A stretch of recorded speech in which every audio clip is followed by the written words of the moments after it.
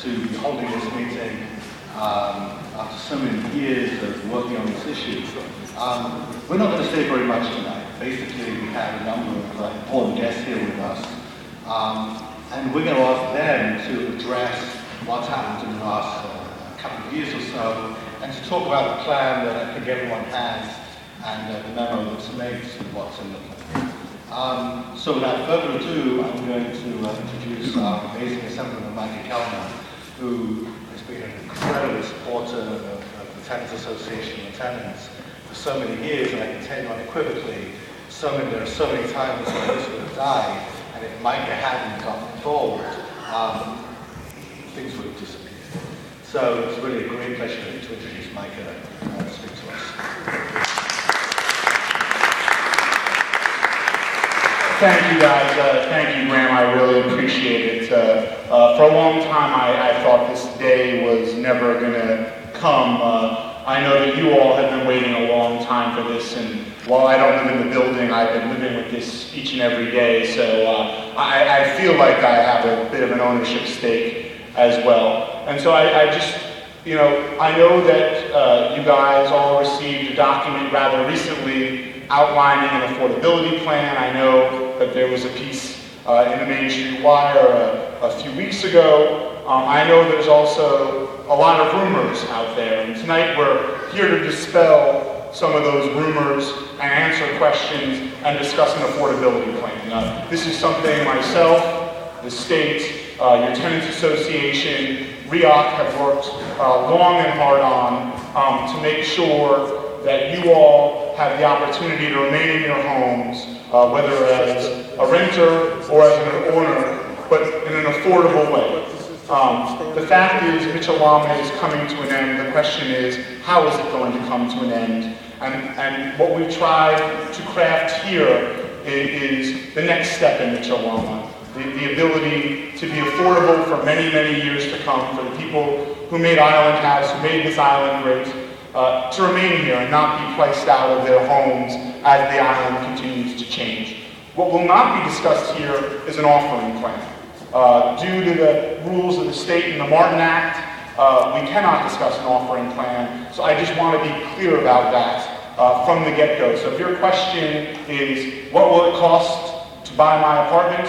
That question can't be answered tonight, but we can talk about other specifics, and DHCR, or New York State HCR, I apologize, Rich, we have a new name, we're constantly changing names in the state, is here, and someone who has been an unsung hero of this is Deputy Commissioner Richmond McKernan, who I think has kept this alive and made sure that you all had an opportunity to have this chance. And so I'm going to turn it over to him, and I think he deserves a very warm round of applause, because behind the scenes, he's done amazing work on behalf of all of you. Richmond McKernan, everybody.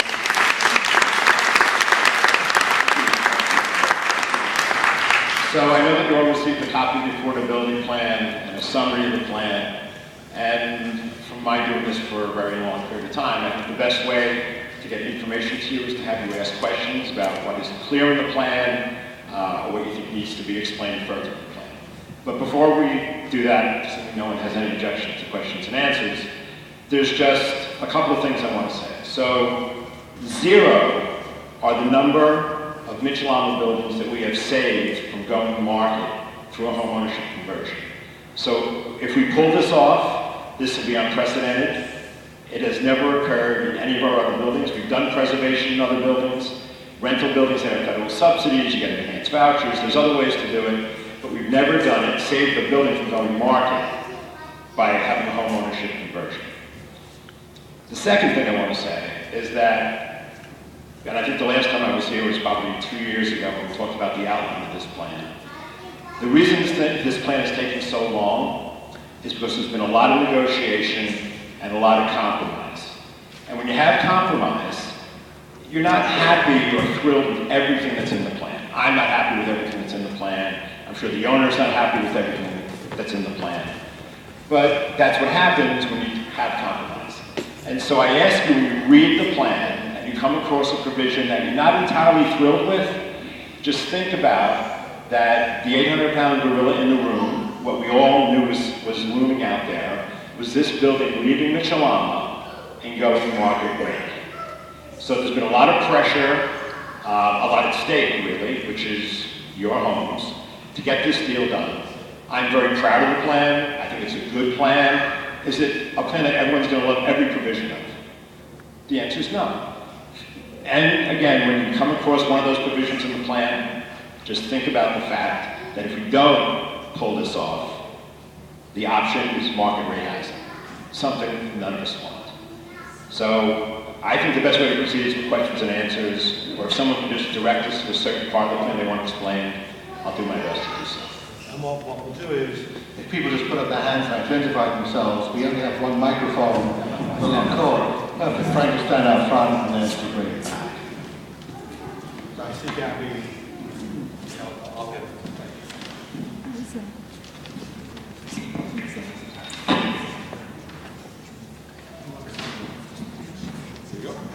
You want to stand up, please, so everyone.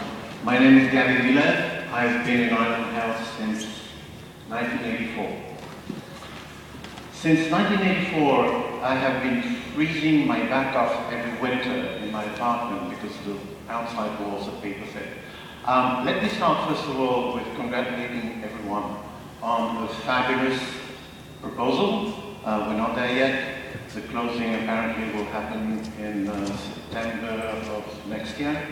If we pull it off, congratulations. I have a specific question on something that I read that I'm not sure I understand. It's on page 7. It's 3 inside the purchase price. I will read it for those who do not have the text. It says, shares have been assigned to each cooperative department based upon, and there's the details. Does that mean that someone has already determined how many shares I will have to buy in order to stay in my apartment as an owner? And is that number confidential? And when will we be able to know how many shares we'll need to buy? Thank you. At this point, let me introduce your staff to our amazing attorney for conversion who's been beyond at our side working this through. As those of you may have followed the news, he's one of the leading experts, if not the leading expert in this area of real estate law in the city, and we feel very fortunate to have him as our attorney. And I'll hand that question to Stuart.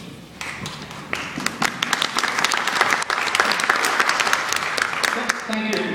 Let me just take, before I answer your question directly, let me walk you through the process going forward, because this isn't happening tomorrow. We've been negotiating to have it done for 6 years now, but as the Assemblyman pointed out, the process is a little bit more complicated because this is, in essence, a securities offer. Sometime over the next 6 months, you're going to get a document called a red herring, which is a preliminary offering plan. It's distributed to you, and at the same time, it's sent to the Attorney General's office. The Attorney General's office has 6 months to review it, makes comments on it. The process from when you get the offering, the red herring, the preliminary offering plan, will probably run about 10 months. The offering plan will be roughly 400 pages long and contain a tremendous amount of disclosure. And based upon what's in the offering plan, the Attorney General's office will have additional questions that will need to be answered until the Attorney General's office is satisfied that what you've been given is full disclosure of all the material facts. And then you'll get the final offering plan, which is called the Black Book, and it's called the Black Book only because it doesn't have the red writing on the cover. One of the documents that will be contained in the offering plan, you'll see it in the red herring, and you'll see it again when the Black Book comes out, is called a reasonable relationship letter. The reasonable relationship letter is prepared and certified by a real estate expert, an appraiser, or somebody with that kind of experience, and is intended to comply with Section 216 of the Internal Revenue Code that mandates that there be a reasonable relationship between all of the space in the building and the shares allocated to each apartment. So arbitrarily, the person in the smallest apartment can't get the most shares, or the person in the largest apartment, the fewest shares. There has to be a rationale for how the shares are distributed. So the long-winded answer, because when would you ever expect to get a short-winded answer from a lawyer? The long-winded answer is that the shares haven't been finally allocated to all of the apartments, and even after they're allocated to the apartments, we need to see and examine the reasonable relationship letter and understand what the rationale is for the allocation. Only after we get the red herring can we begin to understand the mechanics of the actual process. You will be an expert at this document because we will meet after you get it and talk about what the significance is, and you will raise questions after you review it, and we will need to make certain that each of those questions are addressed. So it's impossible to say tonight that your apartment, whatever it is, has 387 shares or 419 shares or any number, any specific number, because it depends upon how the determination is finally made and then whether or not there's a rational basis for it. Okay. Yeah. Question over here. No trouble in the mic. Can you come to the side?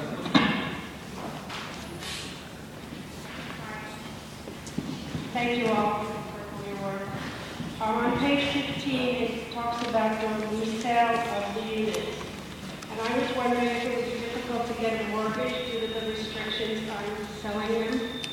Would the banks object to that?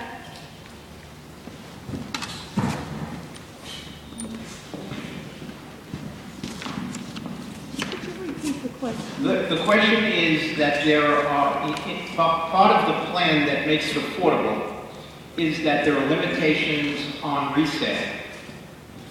And the question is whether or not the limitations on resale will affect the ability of transferring and selling apartments going forward.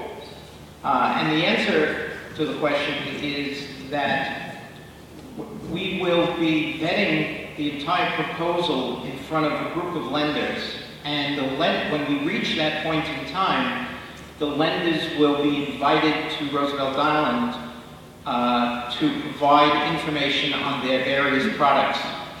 When I did something similar to this at Rupert Yorkville, although it wasn't identical, we had 9 lenders come and do a mortgage fair to discuss the concept. We have preliminarily run this by Fannie Mae, and Fannie Mae likes the proposal and likes the concept. We've also preliminarily run the underlying mortgage by the National Consumer Cooperative Bank that recently did a financing at Rivercross. And they would like to make the mortgage here also. So there's a great deal of interest in the lending marketplace to provide the kind of financing that you need. And we expect that will continue. And just to sort of go back in time, 2 years ago when we thought we were close to a deal, my office had actually set up a mortgage fair, and I think at the time we had 11 different lending institutions prepared, and I think Stuart will work with you guys again to set up a mortgage fair right here on the island to bring lenders out so that you can meet with them and discuss with them and do a little shopping. Next question. I see Sharon. Who's next? Sharon. Stand up, Sharon. Thank you. I'm Sharon Berman. I think I'm asking this question for a number of people. I'm living in an apartment which is larger, if I understand, than one that I could move into.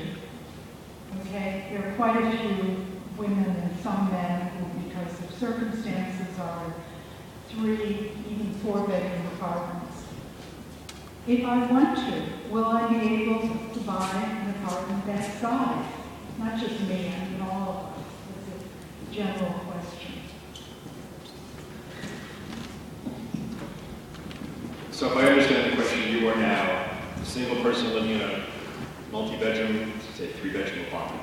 And your question is, can you buy that apartment under this affordability plan?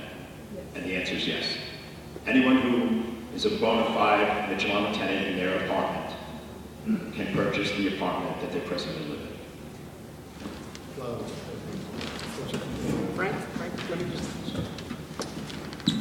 Just to confirm that, when the Black Book comes out, at that point, maybe a year and a quarter, a year and a half from now, each tenant will be given an exclusive period of 90 days to decide whether or not they want to buy their apartment at the prices indicated in the plan.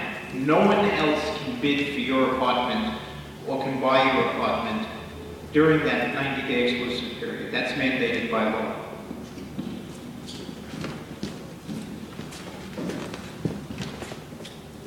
Hi, my name is Florence. I've lived in the building for, I guess, 28 years, as long as Gabby. My question is this: I'd like to present a scenario to you. I decide to purchase my apartment. I bring in inspectors, they look at it, they say it's not up to code. Who pays to bring it up to code? Is this covered by the reserve fund, or do I have to pay for it?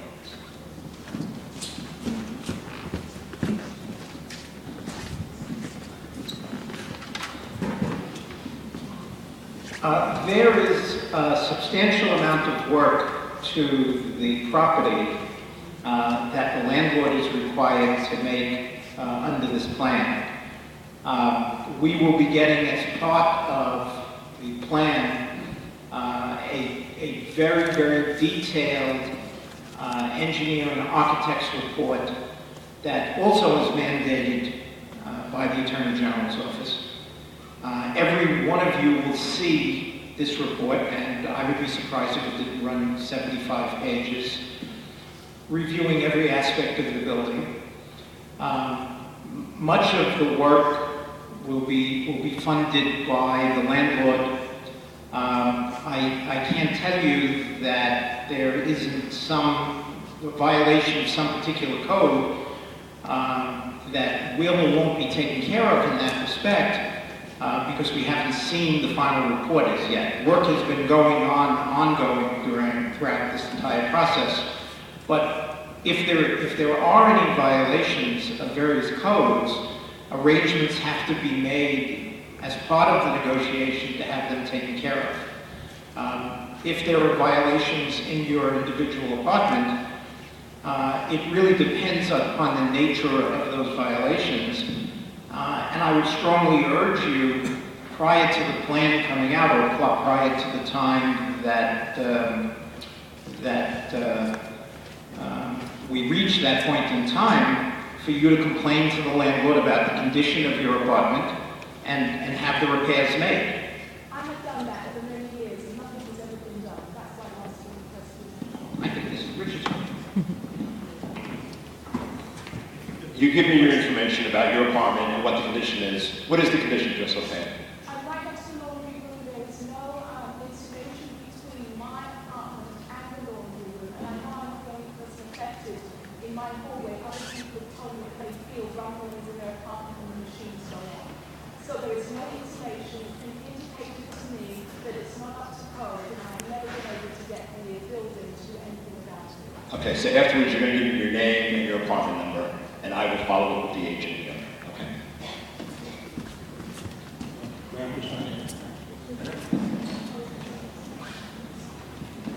Hi, my name is John Doherty. I assume that there will be people who will find some provision in the red herring be disadvantageous to them in particular. So what is the process typically once the red herring comes out for people to, and once people have had a chance to look at it, if they find some provision that they say, oh, well, this is unfair to me in particular, or what is the process by which provisions like that are then addressed?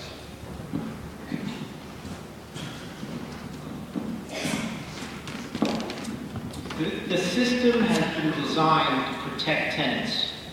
And that's the reason that the law mandates that the Attorney General's office cannot respond to the red herring for faster than 4 months, and usually they take the entire 6 months that's mandated by law, because the legislature, when they enacted the Martin Act, and the Assemblyman's in a much better position to describe this than I can, wanted to protect tenants from being railroaded into doing something without having thought about it.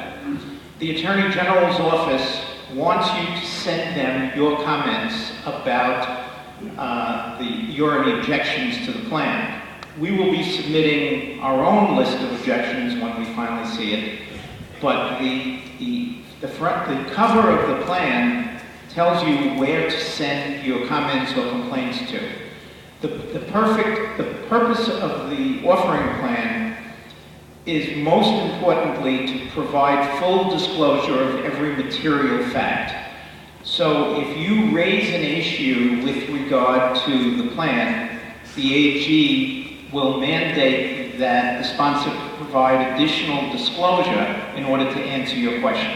I mean, you're right about the fact that there's some aspect of the plan that some people may find to be favorable and others might not. But it's, as was pointed out, it's any negotiation is like that. And it's taken us all this time to come up with something that's fair to virtually everybody, but that doesn't mean that some people will feel that it's fair to them. But what you should do when you get it and you see these problems is A, raise it with the Tenants Association leadership, and B, you have the absolute right to send a letter to the reviewing attorney at the Attorney General's office listing any problems you have with the plan. I just want to be clear. The Attorney General does not rubber stamp these plans. They go over them with a fine-tooth comb. They will raise their own objections. If anyone feels that their concerns haven't been heard by the Attorney General, we can make sure that it's facilitated, that your comments get to the Attorney General. But let's be clear, there's no rubber stamp. It's not as if the plan is turned in one day and the next day the Attorney General says, this plan is fine by me.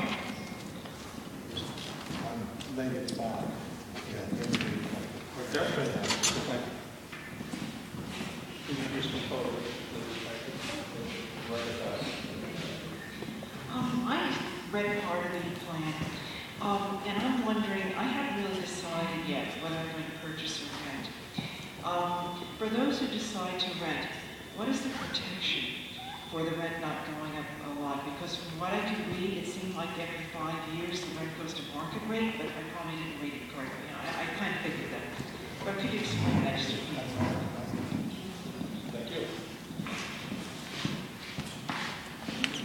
So, if you decide to rent,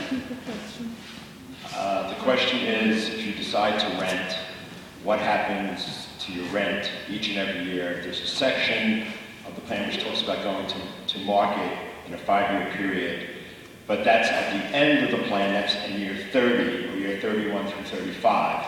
So let's just deal with everyone here who's a resident. If you decide to rent, depending upon your income, you will be covered under a rent stabilization-like, not rent stabilization, but rent stabilization-like rent increases. So each year, the Rent Guidelines Board issues a set of rent increases for 1- and 2-year leases which cover rent-stabilized tenants throughout New York City. This building will not be subject to rent stabilization, but the owner has agreed for people who decide to rent that their rents will be increased by those rent guideline increases, adjusted based upon people's incomes. So you'll see a page in the affordability plan, and if you are at 100% of AMI, average median income, and I think for New York City it's somewhere around $65,000 for an average family of 4. If your income is below that, you're going to get the rent guideline increase. The rent guideline increase for the current year is 3.75%. Last year, I believe it was 2.25%, and the Guidelines Board came out and issued something for what it's going to be effective this October, which is somewhere between, I think 1.25 or 1 3/4 and 4%. So if you're a renter and you're at AMI or below, that would be your rent increase. Those are 1-year rent increases. If you're at 100% of AMI to 150%, it's the rent guideline board increase plus 2%, I believe, you can check it in the plan, plus 2%, and a cap that it cannot exceed 7.5%. Now, given this year's RGB and last year's RGB, the 7.5 wouldn't come into play, but we're trying to protect for the future, should it be where the rent guideline increase was high for whatever reason, we want to cap people. For people who are between 150% and 200%, find it from the grant, I'll read it.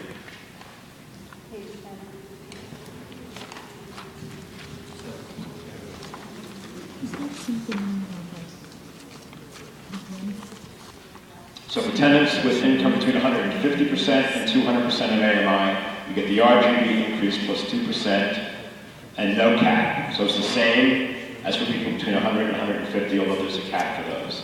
And for tenants with income above 200% of AMI, you get the RGB plus 5% without a cap. And the 5% that you were referring to, ma'am, is for year 31, after the affordability provisions have burnt off. You wouldn't just get bumped to market. There would be a 5-year phase-in for existing tenants today. They would be phased into market by year 35.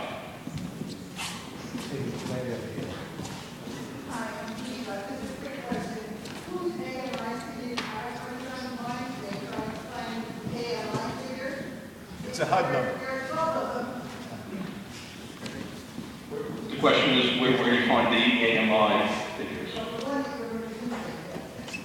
It's a number that the federal government, Housing and Urban Development, issues every year. If you contact our office, we can give it to you. Our Section 8 people at HCR have it, we can give it to you.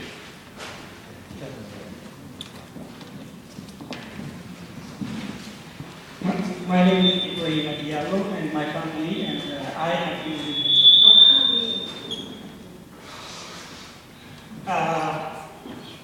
in this building since 2003.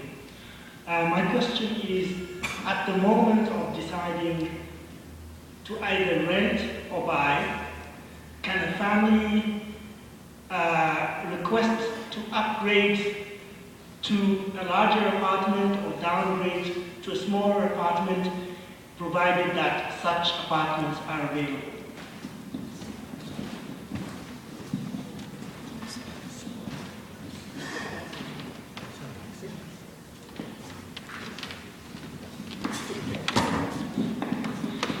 There will be an internal mechanism set up so that tenants who are in larger apartments than they want will be able to swap with tenants who are in smaller apartments than they need. And it'll be a complicated procedure. Each tenant will have the right to buy their apartment, and what will happen is that a tenant will contract to buy their apartment and then find somebody who wants that size apartment and swap with them. And we've done that previously internally without getting the landlord involved, and it's worked very well. I just want to comment on a statement that was made earlier. One of the questioners said that she had not yet decided whether or not she was going to buy. And let me say that no one in this room should have made a decision whether or not they want to buy. That decision should not be made for a year until we see the final plan, the final offering plan, and the final numbers contained in the offering plan. This is just the first, it really isn't, it's probably like the sixth, informational meetings so you understand the process and what's happening. And there are also two different plans we're talking about. There's the affordability plan, which was distributed to you, and then there is the offering plan, which won't be out probably in its preliminary stage for 4 to 6 months, and that's 400 pages long. So although we keep switching back from using the word plan to refer to the affordability plan to the offering plan, It's the final offering plan that you really need to see and understand before you can make a decision as to whether or not you want to buy your apartment. And as I said, you won't see that probably for a year. Let's take one at the back. There's a hand over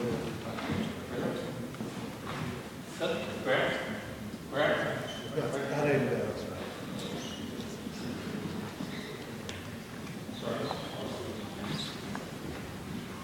Hi, my name is Kelly Kruger. I've been at Island House with my family for 11 years. My question has to do with both the rental and to buy. Right now, we all know we have these electric heaters. We don't pay our utilities. It's bundled into the rent.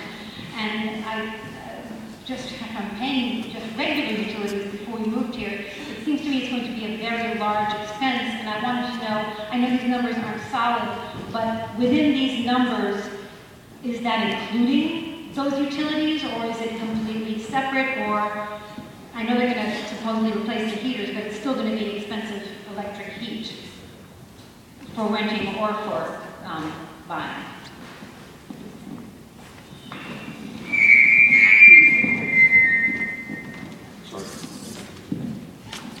So now the plan provides for sub-metering of your electric.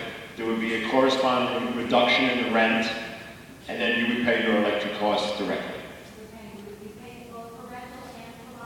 Yes, yes. But if you don't mind, there's something related to what Stuart said, and no one's asked it. I think it's very important. So Stuart's right about all the time about the offering plan, the red herring, etc. However, we have talked about, I think in some of the material that the Tenants Association has put out, about a closing at the end of July, which would mean a lease extension is granted by REOC to the owner. At that point in time, the affordability plan, the owner is wedded to the affordability plan. So even if the offering plan were never approved by the Attorney General, the owner has to live with everything that's in this affordability plan, meaning all the rental provisions. So, and the reason we did that was to take this market rate boogeyman off the table. So once he gets the lease extension, this plan becomes his, he's married to it for the next 30 years, and then the market rate option is off the table.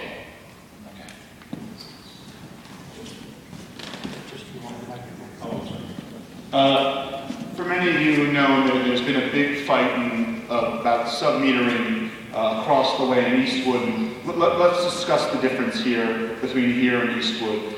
Eastwood, it was an attempt to shift the electric bill to the tenants and shift basically $4 million off the landlord to the tenants. They were going to treat it as added rent so that if a tenant paid their rent on time but did not pay their electricity, the next month if they paid their rent again on time but did not pay their electricity, their rent check would go towards last month's electric bill, then they would be in arrears in their rent. The landlord would then attempt to take them to landlord-tenant court and evict them. Really a backdoor rent increase. Here, hopefully, and I say hopefully, the vast majority of you will be owners. And the building will be yours, shares will be yours, and it will be upon you to be a bit more energy efficient. And at the end of the day, what you end up paying in your electricity bill will be less, will reduce your maintenance fees. And that's the positive of doing a sub-metering and your ability then also to upgrade your apartment. So in this instance, what the owner has agreed to is not putting sub-metering in place until the offering plan is completed so that they go hand in hand with you all becoming owners and sub-metering and you not feeling like he is shifting costs to you as owners. A couple of things. First of all, just to pick up on Mike's point, all of the calculations that we've done on maintenance, we consisted include utility costs. So regardless of where they get paid to, we're looking at the total maintenance picture, recognizing their utility costs in there as well. The second thing is, I think to make this more efficient, this is why my career is a successful elected politician and I'm not. He had a brilliant suggestion, which is have people line up by the pour box, and then we just take questions one at a time. So if people want to ask questions, just line up behind the box, start to stand on the microphone, and then we can just pick it up from there. The term core box not being smaller.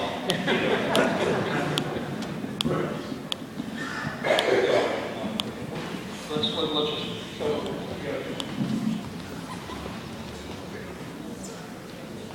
Hi, this is Lily Tom. I've been listening to that.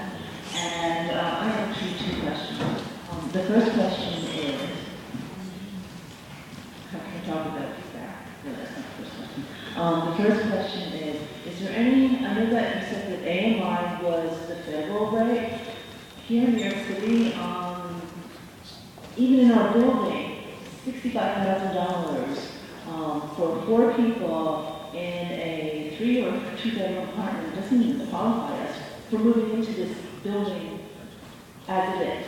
We're in the most expensive, I think, Mitchell Lama building in the state, and you don't even qualify at $65,000 if you can move into a 2 or 3-bedroom apartment. So if you're going to increase rents based on that, what is it?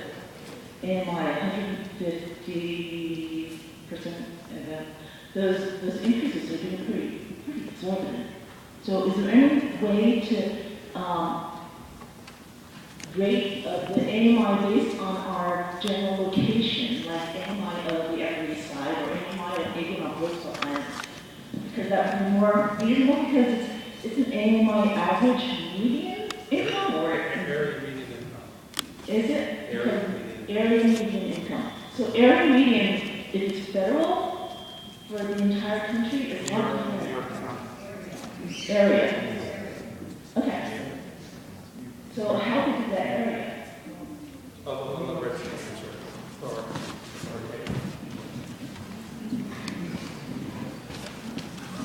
It is a number issued by the federal, AMI is a number issued by the federal government. In this case, the 65,000 that I quote you is from New York County.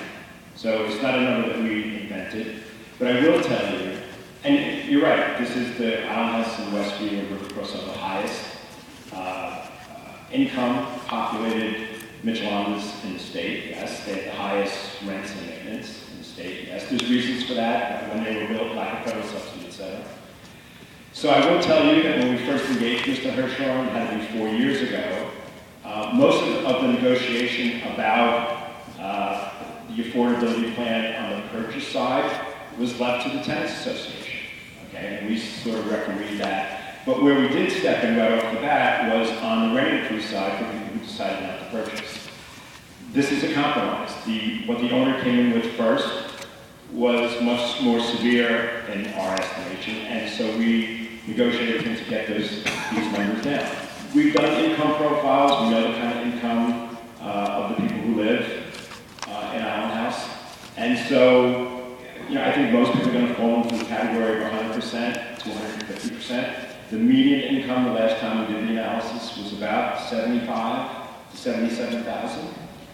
So, for most people, the rent increase would fall into that 100 to 150%, which would be RGB plus 2%. Somewhere last year, 4.25%, this year, 5 3/4. So, and there's a cap.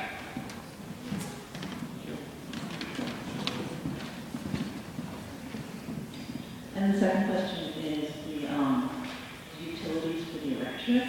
I'm hoping, and I think this is, when we do convert to ownership, I know that across the street, the concern that I had heard was that not only for across the street in Eastwood or Roosevelt Landing, but also in Manhattan Park, is that the owners bumped up not only the base electric, but they were able to put an additional charge onto the electric fee based on the sub-metering to increase that for their own income. And I was hoping that that wasn't going to happen if happens.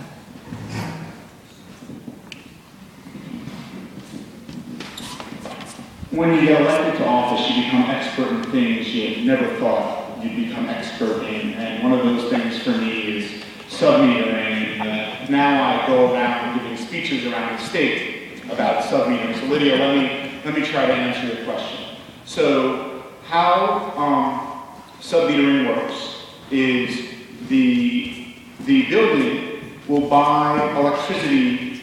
The building itself becomes the electricity company. And the building will buy electricity from Con Edison, most likely at the bulk rate. According to the Public Service Commission, which sets standards, a building can only resell its electricity to its tenants at what is known as the SC1 rate, and that varies. Now, you guys are going to be owners, so you can resell your electricity to yourselves at the bulk rate. So there is no difference, so there's no interest in making money. You guys are the owners, so you can resell it at the bulk rate, so you're getting it at the exact same rate. The extra fee that you talked about is the Public Service Commission allows the building owner to put a $4 a month fee on reading the meters. Now, you as a building, as the owners of the building, are going to determine whether you want that $4 fee upon yourselves or not. The other thing that is going on, and this actually came out of the Eastwood fight, is the technology that must be used going forward for sub-metering. One of the problems that was problematic in Eastwood and the technology they put in was the fact that you cannot turn off the electricity to a specific unit. Going forward, the PSC is going to mandate technology that allows a building to turn off the electricity to a specific unit. So if you are not paying your electricity bill, you're not going to be evicted, you're not going to be harassed. Your electricity is going to get turned off like it would if you weren't paying Con Ed. Now, there are other provisions that will also protect you as the electricity user.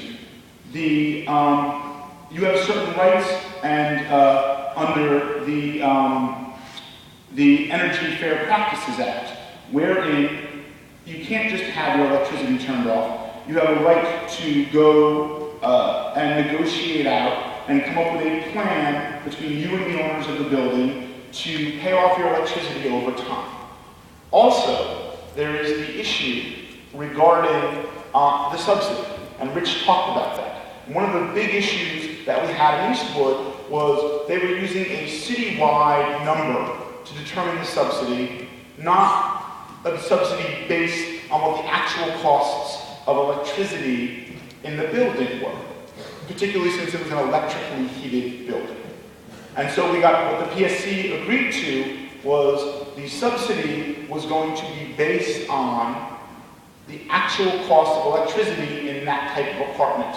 A one-bedroom apartment, a two-bedroom apartment, a three-bedroom apartment, plus there would be additional subsidies if you had multiple exposures. If you have a corner apartment on the river, you're going to get an increased subsidy because the wind's hitting you more. If you're a senior citizen, if you're a person with a disability, there are other subsidies available to you. The other thing that the building will have to sign up as the electricity provider is something called HEAP, the Home Energy Assistance Plan. So if you're an individual of meager means and you qualify for HEAP, you can get during the heating months a subsidy from the state of New York through the federal government to help offset the cost of your electricity bill. All of these things will be built into the protections of sub-metering so that no one is going to be making money off your electricity usage. The point of sub-metering is to pass on electricity usage and for the tenant or owner of their apartment to become the person responsible for their electricity usage. It is not there and is definitely not designed to push somebody out of their apartment. And I've done enough work on this that I will make sure that it's not happening across the street and it's not happening here.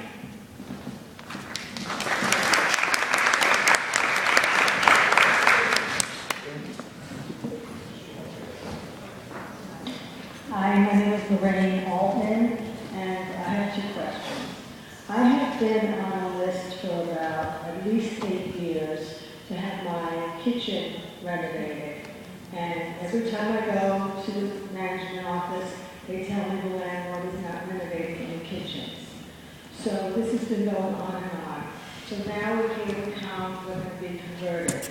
What's going to happen to my kitchen?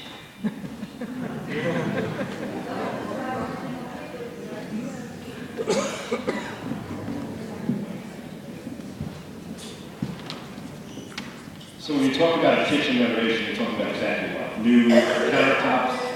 Cabinets and basically cabinets, but I think the cabinets that have to do the same that we would do a new stove. And so is this something that has gone on in Island House? Typically in July. Okay, so just like the young lady over here, you're going to write down your information, and you're going to give it to me, and I'll follow up with the agent tomorrow.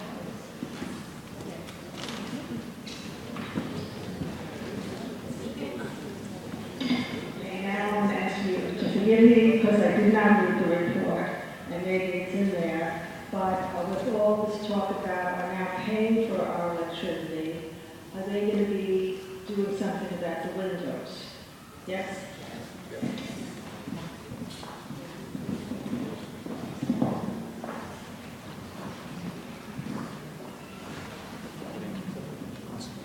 Hi, my name is Patricia, and I've lived on the island for 22 years. I'm so glad you asked that question about the kitchen. I have an original kitchen, so I will also give you my information. My question is, if I decided to continue renting, and I live in a single person, I live in a multi-bedroom apartment, will I be able to continue living in that apartment? The answer is yes. Yeah, you have the right to that apartment. Yes. Yes. As a renter? The answer is yes. Frank, oh, so Rich can fully answer the question. So in Mitchell Lama, while we encourage people to move down to the proper sized apartment, there is no mandate that you move down. It was actually tried in the New York City Mitchell Lama Program many, many years ago under Mayor Koch. Tenants revolted against it. So we encourage it. It is not mandated, and therefore you continue to rent the apartment. That was my question. Page 11, that doesn't say studios have one person, one bedroom, and two persons. She's referring to the AMI calculation, and that just was the minimum number of people. So when you see an AMI schedule, it'll have different apartment level family sizes. And this section the plan you're referring to, so even though you're a single person, you may be in a different category. It'll make much more sense when you see an AMI schedule. And then this section will tell you where you fit in and what your income level is.